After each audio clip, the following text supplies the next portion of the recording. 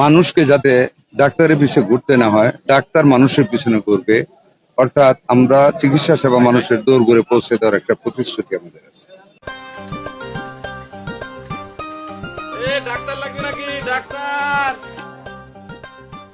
না গো, আঙ্গু বাড়ি কোনো রুগী সুগী নাই, মাফ করেন। মাফ করে দেন মানে? আমি কি ভিক্ষেতে বেড়াইছি নাকি যে মাফ করে দেন?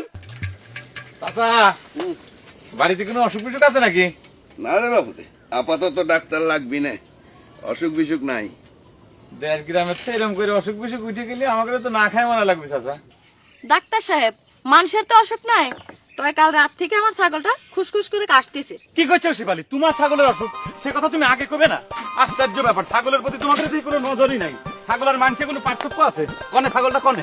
হ্যাঁ, এই ছাগল কো ছাগল? কিন্তু শিবালি একটা সমস্যা যে হয়ে গেল, আমি তো এখন পর্যন্ত গরু ছাগলের চিকিৎসা শিখি নাই।